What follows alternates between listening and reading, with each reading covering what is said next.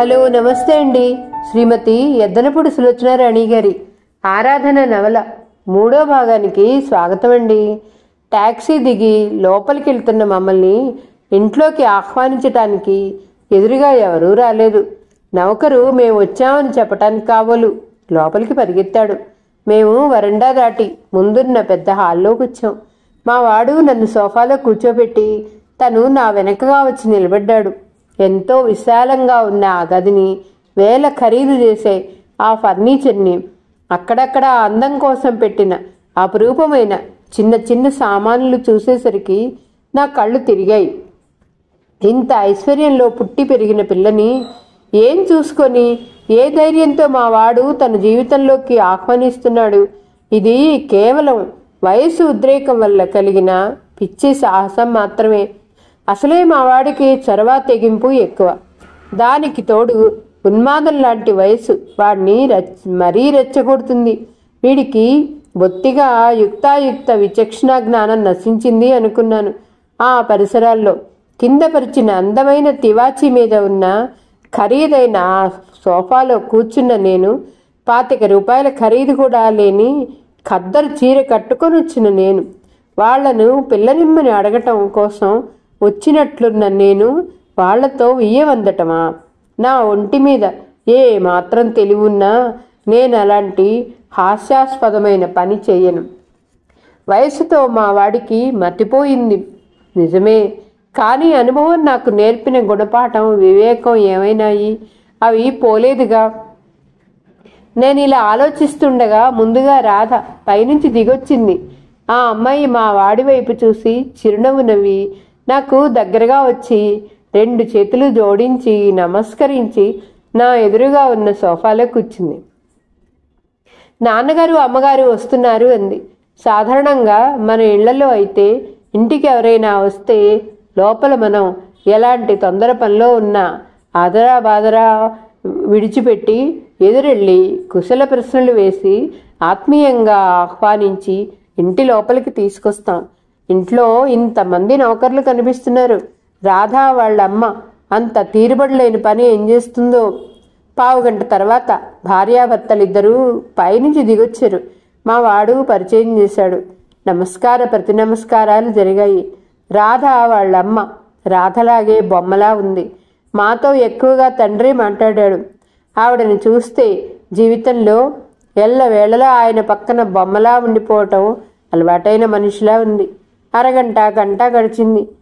మాటికి రాధ మా వాడి వైపు చూస్తుంది. మా వాడు నా వైపు చూస్తున్నాడు. నేను అసలు వచ్చిన పని మర్చిపోయిన దానిలా కావాలని ప్రపంచంలో మిగతా విషయాలు మాట్లాడుతూ కూర్చున్నాను. ఇంతలో నౌకరు కాఫీ తెచ్చి అక్కడ పెట్టెళ్ళాడు. మేం కాఫీ తాగుతుండగా హలో అంటూ దాదాపు మా వాడి వయసే ఉన్న ఒక అతను లోపలికి వచ్చాడు. లోపలికి కూర్చున్న మమ్మల్ని చూసి సందేహంగా ఆగిపోయాడు. రావోయరా. రాధా వాళ్ళ నాన్న లేచి ఎదురు వెళ్ళాడు. అతను రాగానే ఫ్యామిలీ ఫ్రెండ్ రవికుమార్ అని పరిచయం చేశాడు. రాధా వాళ్ళమ్మ తను కూర్చున్న చోట అతనికి ఇచ్చింది. నౌకర్ను కేకేసి వాడి చెవిలో ఏదో చెప్పింది. అతను వచ్చిన తర్వాత మేము 10 నిమిషాల కంటే ఎక్కువసేపు కూర్చోనే లేదు. కానీ ఆ 10 నిమిషాలకే నా ఆశ్చర్యం వాళ్ళకి మాకు ఉన్న తేడా గురించి ఎన్ని విధాల కనిపెట్టాలో అన్ని విధాలా కనిపెట్టింది. మా వాడు కోరినట్టు నేను రాధని గురించి వాళ్ళ తల్లిదండ్రుల్ని అడగలేదు. జీవితంలో ఎప్పుడైనా నేను ఒక్కసారి వెనక్కి తిరిగి చూసుకుంటే జీవితంలో అంతకంటే మంచి పని ఇంకేదీ నాకు కనిపించదు. సెలవు తీసుకుని వచ్చేసాం. మర్యాదకైనా ఆవిడ మళ్ళీ రండి అనలేదు. మేము వచ్చిన టాక్సీ బయట మా కోసం ఎదురు చూస్తుంది. అందులో ఎక్కి కూర్చున్న తర్వాత నేను ఒక్కసారి స్వేచ్ఛ లభించిన దానిలా గుండెల నిండా గాలి పీల్చుకున్నాను. ఇంటికి రాగానే మా ఇద్దరి మధ్య పెద్ద వాగ్వివాదం జరిగింది. ఏనాడు పల్లెత్తు మాట అన్న నేను ఆ రోజు అనంతిని చెడామడా తిట్టాను. నీ వివేకం ఏమైందన్నాను. ఆమెకి సుఖమయ జీవితం కల్పించటానికి నువ్వెంత పణం పెట్టాలో నీకు తెలుసా అంటూ నిలదీశాను. మన స్థితికి వాళ్ళ స్థితికి హస్తిమ శతాంతకం ఉంది, తేడా ఉందని గుర్తు చేశాను. అన్నిటికీ వాడిది ఒకటే సమాధానం. ఆస్తి అంతస్తు అన్నీ వదిలేయి. నీకు రాధ నచ్చిందా లేదా? ఆమె నచ్చినంత మాత్రాన అయిపోదు. ఆమె చుట్టూ అల్లుకున్న పరిసరాలు. అవన్నీ నాకు నువ్వు వదిలేసి నిశ్చింతగా ఉండమ్మా. ఇప్పుడు నువ్వు వాళ్ళ ఇంట్లో చూసిన ఐశ్వర్యం అంతా ఆయన తాత ముత్తాతలు ఇచ్చింది కాదు, ఆయన స్వయంగా సంపాదించింది. రాధ చిన్నప్పుడు వాళ్ళు మనలాంటి వాళ్లే అయితే అవ్వచ్చుగాక. డబ్బు అనేది ఉంది చూశావు, అది మహా చెడ్డది. మనిషికి మైమరపు ఇట్టే తెప్పిస్తుంది అన్నాను. అవన్నీ నాకు వదిలేయమ్మా అన్నాడు అనంత్. అనంత్ని నేను ఆ రోజు నువ్వు పెళ్లి చేసుకోవడానికి వీల్లేదు అని శాసించలేదు. ఎంతసేపు వాడిని హెచ్చరించానే తప్ప నా మాట విని తీరాలి అని నేను ఆజ్ఞాపించనే లేదు. నేను ఊహించినట్టుగా రాధ వాళ్ళ ఇంట్లో ఎవరు ఈ వివాహానికి సుముఖత చూపించలేదు. అనంత్ రాధకి ఏ ధైర్యం ఎలా ఇచ్చాడో నాకు తెలియదు. ఓ రోజు సాయంత్రం వీధి వాకిట్లో కారాగిన శబ్దం వినిపించింది. వంట ఇంట్లో సాయంకాలం వంట ప్రయత్నంలో ఉన్న నేను ఎవరా వచ్చింది అన్నట్లు వాకిట్లోకి తొంగి చూశాను. ఇంటి ముందు టాక్సీ ఆగి ఉంది. అందులో నుంచి దిగిన మావాడు చేయి పట్టి రాధను దించుతున్నాడు. ఇద్దరూ లోపలికి వచ్చారు. కలకల్లాడుతూ పరవశంగా ఉన్నట్టున్న ఇద్దరి ముఖాలు చూడగానే నాకు అనుమానం వేసింది. గుండెల్లో భయం పొంగుతుండగా మా వాడి వైపు చూశాను. వాడు సమాధానంగా చటుక్కున వంగి నా పాదాలకు నమస్కరించాడు. లేచి, ఇదిగో నీ కోడలు, ఇప్పుడే రిజిస్టర్ ఆఫీస్ నుంచి వస్తున్నాం పెళ్లి చేసుకుని. రాధ అమ్మకి నమస్కారం చేయి అన్నాడు. రాధ నమస్కారం చేసింది. రాధ వంగటంలో ఓ విధమైన బరువు, కిందికి లేవటంలో ఓ విధమైన భారం చూసి నేను చకితురాలనయ్యాను. రాధ ఉత్తమ మనిషి కాదు. పెళ్లి కోసం మా వాడు సర్వం మరిచి ఎందుకు తహతలాడాడో నాకు మెరుపులా అర్థమైంది. రాధని లేవనెత్తి అక్కున చేర్చుకున్నాను. మా వాడన్నాడు, అమ్మా, రాధ వాళ్ళని వదిలి మన ఇంటికి వచ్చేసింది. ఇక అమ్మవైనా నాన్నవైనా నువ్వే. రాధ చెంపలు నిమురుతూ అన్నాను నేను. మీ అమ్మా నాన్న ఇవ్వగలిగినంత సుఖం నేను ఇవ్వలేగలనో లేదో కానీ ఆపేక్షకి ఆదరణకి కాస్త కూడా కొరత ఉండదు. మా వాడు నాకు మాట మాత్రం కూడా చెప్పలేదు. లేకపోతే నీకు ఇంతకంటే మంచి స్వాగతం ఏర్పాటు చేసి ఉండేదాన్ని అన్నాను నిష్ఠూరంగా. చివరి క్షణం వరకు నమ్మకం నాకే లేదమ్మా అన్నాడు వాడు. ఆ సాయంత్రం వేడినీళ్లు పెట్టాను. కమ్మటి భోజనం తయారు చేశాను. గదిని చేతనైనంత వరకు అలంకరించాను. నేను ఈ పనులు మనస్ఫూర్తిగా నేను చేస్తున్నా నా ఆంతర్యంలో ఏదో వెలితి దిగులు కూడా గూడుగట్టుకోసాగాయి. రాధ అడుగుపెట్టిన ఆ సాయంత్రం ఏం ప్రశాంతంగా గడిచిందో అంతే. ఆ మర్నాటి నుంచి మా జీవితాలు పెద్ద సుడిగుండంలా తయారయ్యాయి. రాధ వాళ్ళ తల్లిదండ్రులు వచ్చారు. మా వాడు వాళ్ళ అమ్మాయిని లోబరుచుకున్నందుకు తోలనాడారు. దాని జీవితం నాశనం చేశాడన్నారు. ఏవేవో ఘర్షణలు జరిగాయి. రాధ రాకతో ఇంట్లో హఠాత్తుగా మార్పులు రాసాగాయి. ఇంట్లో నేను ఒక అవసరం లేని మనిషిగా తయారయ్యాను. మా వాడికి ఎంతసేపు రాధ రాధ రాధ. ఏం చేస్తే రాధకి సుఖం కలుగుతుంది, ఏం చేస్తే రాధ ఆనందంగా ఉంటుంది, ఎలా ప్రవర్తిస్తే రాధ తల్లిదండ్రులకి దూరమైన బాధ మర్చిపోగలుగుతుంది. ఎప్పుడూ ఇదే ధ్యాస. అక్కడెక్కడో ఏదో ప్రాజెక్టు ప్రాంతంలో మా వాడికి ఉద్యోగం వచ్చింది.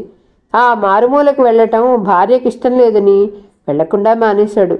రాధ స్నేహితులు వాళ్ళు వస్తే ఈ ఇల్లు బాగాలేదు, చిన్నగా పేదగా ఇరుకుగా ఉంది, అందుకని మాకు పల్లెటూళ్ళలో ఉన్న పొలం మొత్తం అమ్మేసి 40,000 రూపాయల్లో చిన్న ఇల్లు అమ్మకానికి వస్తే కొనేశాడు. పొలం అమ్మేటప్పుడు ఇద్దరం మళ్ళీ ఘర్షణ పడ్డాం. కాస్తైనా ఉంచమంటాను నేను, మొత్తం అమ్మితే గాని ఇల్లు రాదంటాడు వాడు. ఎలాగైతేనేమమ్మా, అక్కడ పొలానికి బదులు ఇక్కడ ఇల్లు ఉంటుంది, నీ డబ్బు నేనే వృధా చేయటం లేదులే అంటూ తర్కానికి దిగేవాడు. జీవితంలో ఎప్పుడు ఏనాడు లేనిది మేమిద్దరం దాదాపుగా 15 రోజులు మాట్లాడుకోలేదు. ఎన్నో సంవత్సరాలు నేను ఎన్నో కష్టాలకు గురి అయి పదిలపరిచిన ఆస్తి ఇలా నా కళ్ళ ముందే హారతి కర్పూరంలా హరించుకుపోవటం చూసి నేనెంత దిగులు చెందానో బాధపడ్డానో ఆ దేవునికే తెలుసు. ఇల్లు కొన్నారు. ఇల్లు కొనగానే సరిపోదుగా, ఇంట్లోకి సామాను కావాలి. అవి కొన్నారు.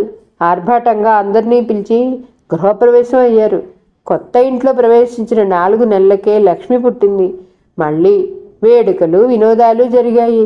ఈ అవసరాలన్నిటికీ నీళ్ల ప్రవాహంలో ఆ డబ్బు ఎక్కడి నుంచి వస్తున్నదో అది మా వాడికే వదిలేసి నేను దుఃఖాన్ని గుండెల్లో దాచుకుని పైకి సంతోషంగా ఉన్నట్లు ప్రవర్తించసాగాను. లక్ష్మి పుట్టినప్పటి నుంచి రాధ పుట్టింటి వాడి రాకపోకలు ప్రారంభమయ్యాయి. ఓ రోజు మా వాడి అత్తగారు వచ్చి, ఇక్కడ పిల్లకి ఏది సరిగ్గా జరగదు, నా దగ్గరికి పంపేయండి, నేను చూసుకుంటాను అని పట్టుపట్టి కూర్చుంది. మా వాడికి అది ఇష్టం లేదు.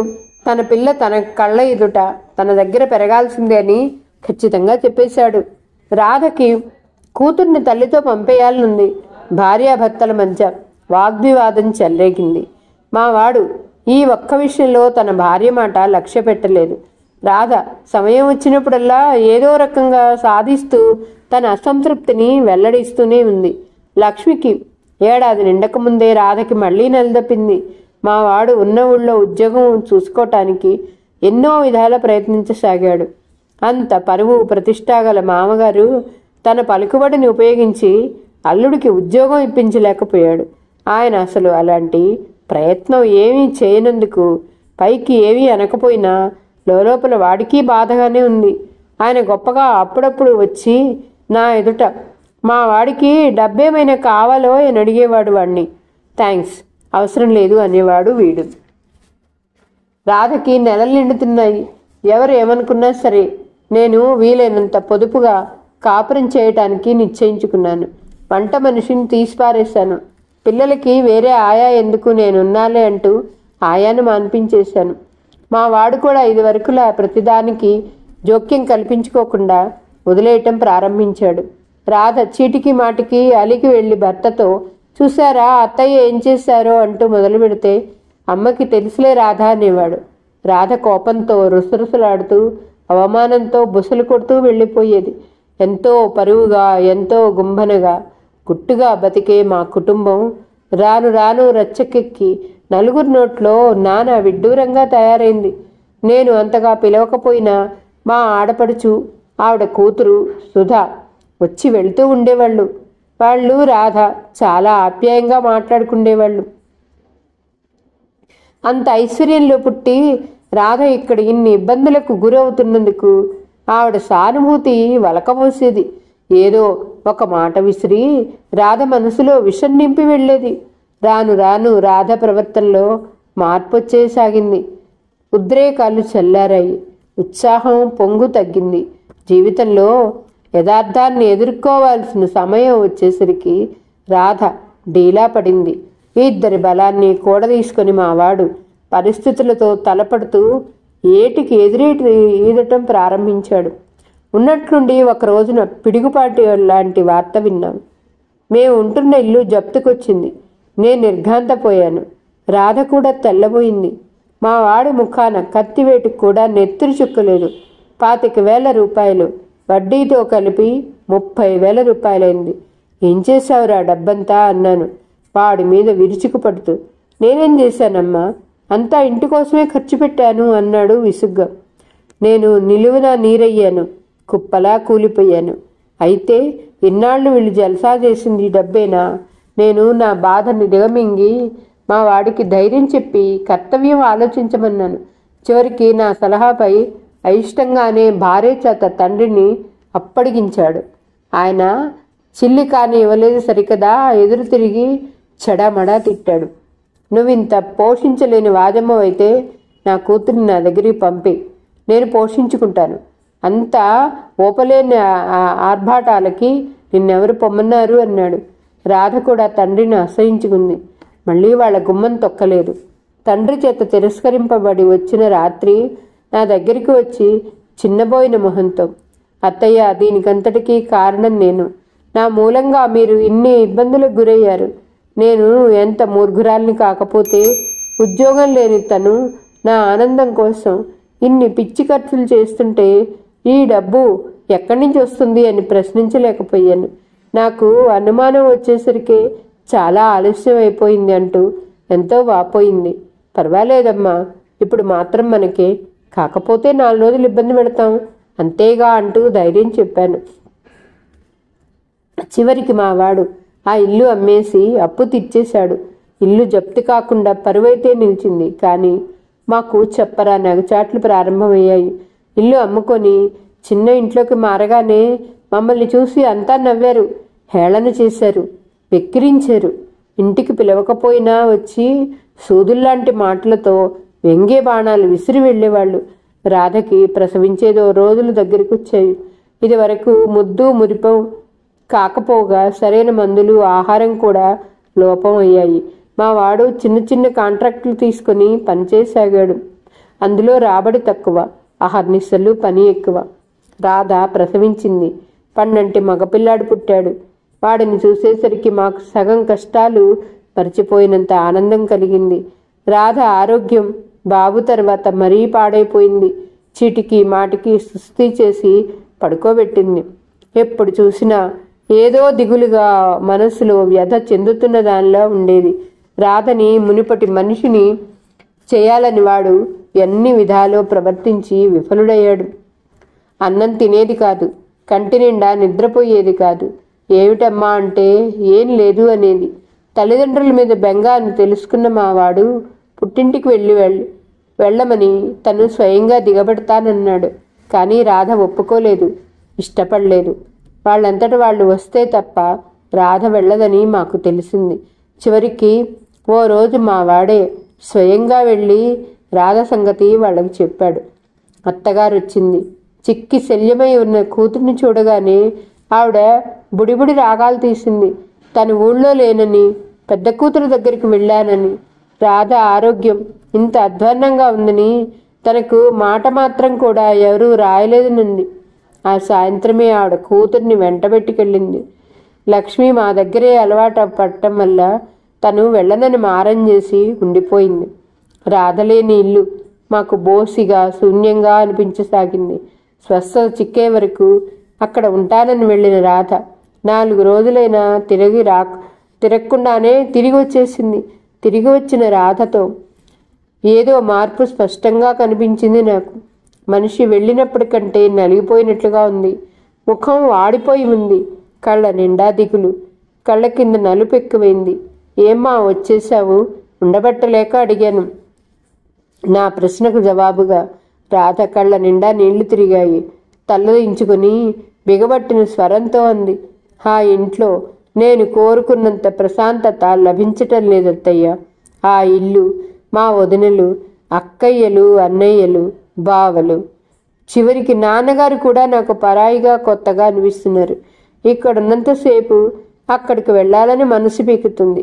తీరా వెళితే ఇక్కడికే వచ్చేయాలనిపిస్తుంది. అక్కయ్యలు, వదినలు నా మనసు ఎరగకుండా నా మెళ్ళో నగలు లేవని, నా చీర ఖరీదు తక్కువని వేళాకోళం ఆడుతుంటే నవ్వులాటగా తీసేయటం నాకు చేత కావట్లేదు. వాళ్ల ముందు నేను పేదదానిలాగా కనపడుతున్నాను. రాధ బాధ ఏమిటో నాకు అర్థమైంది. కానీ నేనేం చేయగలను? ఈ పరిస్థితుల్లో రాధకి ఉండవలసింది గుండె ధైర్యం. ప్రతిదాన్ని తమాషా కింద తీసి పారేయగలిగిన చిత్త నైర్మల్యం ఈ 2 రాధలో లోపించాయి. నానాటికి రాధ ఆరోగ్యం పూర్తిగా పాడైపోసాగింది. రాధని హుషారుపరచాలని, మళ్ళీ మామూలు మనిషిని చేయాలని చూశాను. నేను చేసిన పనులన్నీ మళ్ళీ మామూలు మనిషిని చేయాలని చూశాను. నేను చేసిన ప్రయత్నాల్లో ఏ ఒక్కటి ఫలించలేదు. రాధకి పిల్లని చూస్తే ఆనందం లేదు, భర్తని చూస్తే సంతోషం లేదు. ఎప్పుడు చూసినా దిగులుగా, ఏదో పోగొట్టుకున్న దానిలా, తప్పు చేసి పశ్చాత్తాపంలో కుంగిపోతున్న దానిలా ఉండేది. చివరికి ఓ రోజు మా వాడిని రాధ తను మళ్ళీ పుట్టింటికి వెళ్తానంది. అసలే చికాకులో ఉన్నవాడు ఎందుకో ఆ రోజు అంతెత్తున ఎగిరిపడ్డాడు. ఎందుకు వెళ్ళటం? వెళ్ళి ఉసూరుమంటూ తిరిగి రావటానికేగా, వెళ్ళకు, వద్దు అనేసి వెళ్ళిపోయాడు. వాడు వెళ్ళిన తర్వాత రాధ ఏడుస్తూ కూర్చుంది. అన్నం తినమన్నా తినలేదు. ఈ కాస్త దానికి ఇంత బాధపడటం దేనికి? నీకంత వెళ్ళాలని ఉంటే వెళ్ళు, మళ్ళీ సాయంత్రం తిరిగిరా అన్నాను. రాత్రికి వెళ్తానంది.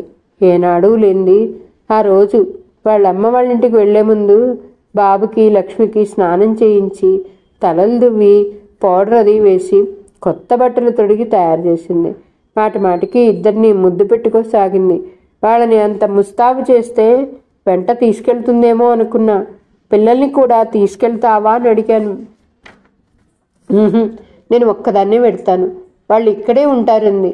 వాళ్ళకి స్వయంగా అన్నం కలిపి తినిపించింది. ఇద్దరితోనూ తను బజారులో పని ఉండి వెళ్తున్నానని పోట్లాడుకోవద్దని చెప్పింది.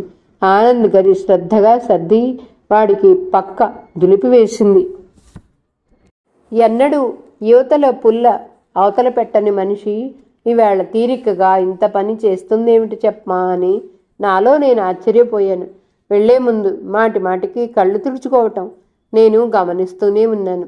అత్తయ్య, పిల్లలు జాగ్రత్త అంది. ఓసి పిచ్చి మొహమా, ఎన్నప్పగింతలు పెడుతున్నావే అనుకున్నాను. పాపం వెళ్ళాలని తపనే కానీ తీరా వెళ్ళిన తర్వాత అక్కడ ఒక్క నిమిషం కూడా నిలవలేదు అనుకున్నాను జాలిగా. ఆ రాత్రి మా వాడు పొద్దుపోయే వరకు రాలేదు. రాగానే భోంచేసే ఓపికైనా లేకుండా కాసిని పాలు తాగి బట్టలు మార్చుకొని అలాగే పక్క మీదకి వాలిపోయాడు. రాధ తన మాట వినకుండానే వెళ్ళిందని కోపం వచ్చింది వాడికి. ఉదయం లేచాడు, కానీ ఒంట్లో బాలేదు. థర్మామీటర్తో చూస్తే 102 జ్వరం ఉంది. ఒంట్లో బాలేదు కదరా, ఈ పూటకి ఇంట్లో ఉండిపో అంటే లేదులే అమ్మా పనుంది అని వెళ్ళిపోయాడు. నేను నిట్టూర్పు విడిచాను. చేతిలో డబ్బు పూర్తయిన తర్వాత కానీ వాడికి డబ్బు సంపాదించాలనే వేడి పుట్టలేదు. ఇప్పుడు ఎన్ననుకొని ఏం ప్రయోజనం? మధ్యాహ్నం అవుతుండగా రాధ వాళ్ళ కారు వచ్చి ఇంటి ముందు ఆగింది. రాధ వాళ్ళ నాన్న కారు దిగి లోపలికి అడుగుపెడుతూనే ఏడి ఆ వెధవా అని గర్జించాడు. ఆయన వాలకం ఏమిటో అంతుపట్టడం లేదు. ఎవరిని మీరు అడిగేదన్నాను. వాడే ఆ నికృష్టుడు, నీ కొడుకు, నా కూతుర్ని బలవంతంగా చంపిన రాక్షసుడు నిప్పులు తొక్కుతూ అన్నాడు. ఈ తలా తోకాలేని మాటలేమిటో నాకు బొత్తిగా అర్థం కాలేదు. ఆయన శివం ఎక్కిన వాళ్ళ తారాస్థాయిలో అరవసాగాడు. బద్మాష్, ఏడి ఎక్కడా? నా పిల్లని బలవంతంగా చంపి వాడు సుఖపడతాను అనుకున్నాడేమో. వాడిని బతకనివ్వను నేను. వాడి కంఠంలోని ఊపిరి బయటికి లాగితే గాని నాకు శాంతి లేదు. చేతగాని చవట, పెళ్ళాన్ని పోషించలేని దద్దమ్మ అసలు పెళ్ళెందుకు చేసుకోవాలి? చిందులు తొక్కసాగాడు ఆయన.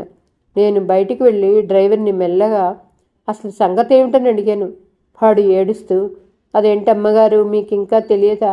రాధమ్మగారు నిద్ర మాత్రలు మింగారంట, ఉదయం పోయారు కదండి అన్నాడు. ఏమిటి? నిలువునా నీరయ్య అన్నాను. వాడు మరోసారి చెప్పాడు. నాకు కళ్ళు తిరిగాయి.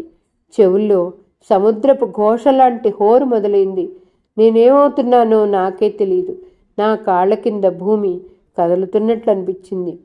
శరీరం గాల్లో తేలుతున్నట్టు అనిపించింది. అమ్మా! డ్రైవర్ దగ్గరగా వచ్చి చెయ్యి ఆసరాయిస్తూ పట్టుకోవటం వరకే తెలుసు.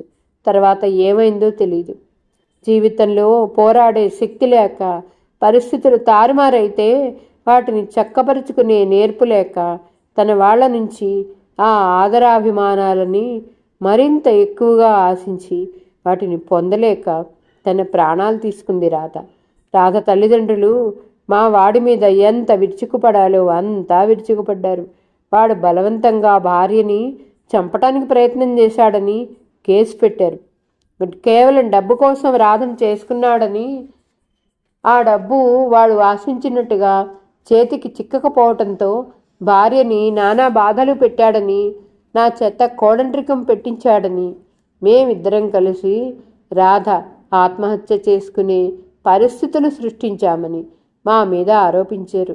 రాధ ముందుగా ఇది ఊహించిందో ఏమో తన స్వదస్తూరితో మా వాడి పేర ఒక ఉత్తరం రాసి వాడి డైరీలో పెట్టింది. ఆ ఉత్తరం మా వాడిని ఉరికంబ నుంచి తప్పించి రక్షించింది. మా బతుకు బజార్న పడింది. నా కుటుంబ గౌరవం మురికి గుంటలో కలిసింది. మా వాడు దాదాపు పిచ్చివాళ్ళ అయిపోయాడు. ఓ చెంప ఇంట్లో ఏ మూలం చూసినా దరిద్రం, మరో చెంప బయట నుంచి రాబందులా పీక్కు తినే అప్పులవాళ్ళు, మరోవైపు కాకుల్లా పొడిచే లోకులు, ఎదురుగా అమ్మాయి ఏది అని మాటి మాటికి అడిగే పసివాళ్ళు, ఇంకోవైపు జీవితంలో బలంగా ఎదురు దెబ్బతిని భవిష్యత్తు మీద విశ్వాసమే పోగొట్టుకున్న కొడుకు. వీటన్నిటి మధ్య నేనెంత నలిగిపోవాలో అంతా నలిగాను. దేనికైనా కాలమే మందువన్నారు.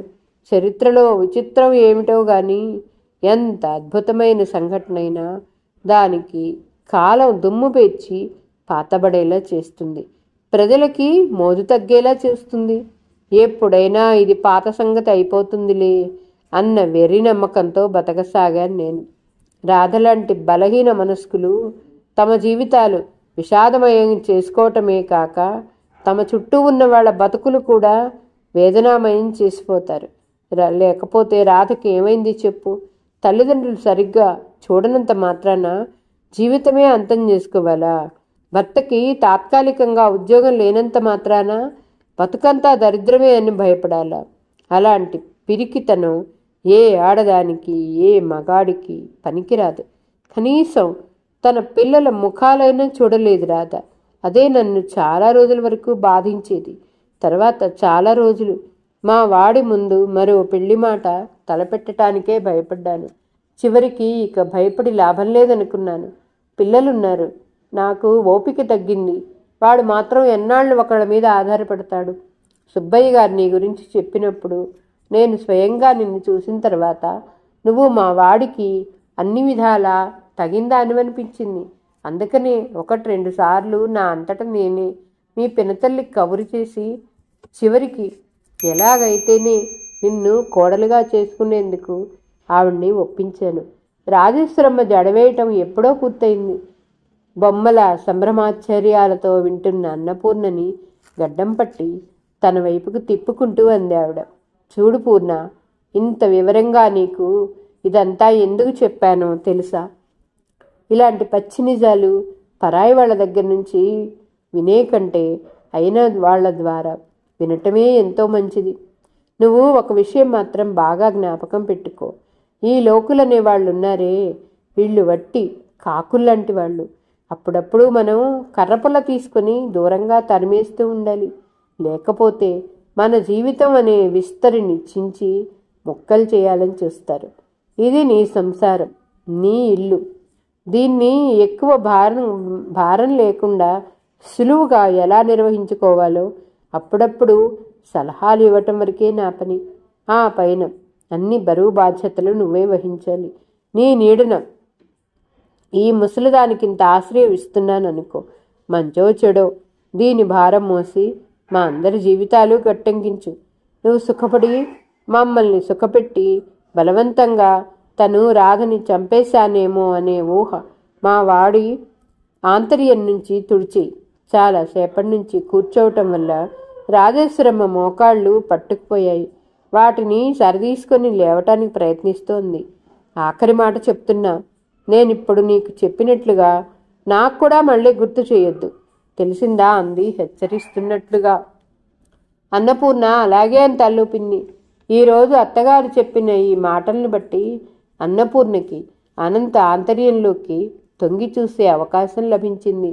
అతను ముభావంగా ఉండటానికి కారణం అతని ప్రవర్తన అందరిలా కాకుండా అదో రకంగా ఉండటానికి కారణం ఏమిటో ఇప్పుడు అర్థమైంది. తనకి చేతనైనంత వరకు అతనికి మనశ్శాంతి ఇవ్వటం తన కర్తవ్యం అని కూడా క్షణంలోనే బోధపడింది. రాజేశ్వరమ్మ అంత హడావుడిపడి పలహారాలు కూడా చేయించి పెట్టుకుందే గాని చివరకు ఆనాడు పిన్నత్తగారి కూతుళ్ళు రానేలేదు. పై సంఘటన జరిగిన తరువాత 4 రోజుల అనంతరం లక్ష్మి స్కూల్ నుంచి ఇంటికి వచ్చి బయట ఆడుకోవటానికి వెళ్ళి చీకటి పడి చాలాసేపైనా ఇంటికి రాలేదు. రాజేశ్వరమ్మ ఇరుగు పొరుగు వాళ్ళని మా లక్ష్మి ఉందటమ్మా అని కేక వేస్తూ ఉంటే ఎదురుగా ఉన్న ఇంట్లో నుంచి వచ్చింది లక్ష్మి. ఇంత పొద్దుపోయే వరకు ఏం చేస్తున్నావే ఆ ఇంట్లో? నీతో ఆడుకునేందుకు అక్కడ పిల్లలెవరూ లేరుగా? అన్నం పెడుతూ సాధింపుగా అంది రాజేశ్వరమ్మ. అన్నపూర్ణ ముందు గదిలో బాబుని భుజానేసుకుని నిద్రపుచ్చటం కోసం అటు ఇటు తిప్పుతోంది. బామ్మగారు మాట్లాడుతుంటే కూర్చున్నాను మా అమ్మ అంది లక్ష్మి పెద్ద ఆరిందాలా. బామ్మగారా? రాజేశ్వరమ్మ ముఖం చిట్లించుకుంది. ఆవిడ వయసెక్కడా, నీ వయసెక్కడా? నీతో ఆవిడ కబుర్లేమిటి అన్నది. ఆవిడ నన్నేదో అడుగుతోంది, నేను జవాబు చెప్తున్నాను అంతే. బామ్మగారు చాలా మంచిది. నాకు వేళ 2 అప్పడాలు కాల్చి నెయ్యి రాసి మరీ ఇచ్చింది. వద్దనంటే తినమని ఎంత బలవంతం చేసిందనుకున్నావు? అమ్మో ఆవిడే ఏ ఈరోజు నీ మీద అంత ప్రేమ ముంచుకొచ్చేసింది? కోడలికి ఇక్కడ కాఫీ పోయాలంటే ఏడ్చి సచ్చే మనిషి. ఇంతకీ అసలు నిన్ను ఏమడిగింది? అనుమానంగా చూసింది రాజేశ్వరమ్మ. నోట్లో అన్నం పెట్టుకున్న లక్ష్మి చెప్పనా వద్దా అన్నట్టు తటపటాయిస్తూ చూస్తోంది. ఈరోజు కథ ఇంతటితో సమాప్తం అండి. మరలా తర్వాయి భాగంతో కలుద్దాం. నా కథ మీకు నచ్చితే please like, share, subscribe and comment. ఉంటానండి. పద్మావతి చావలి.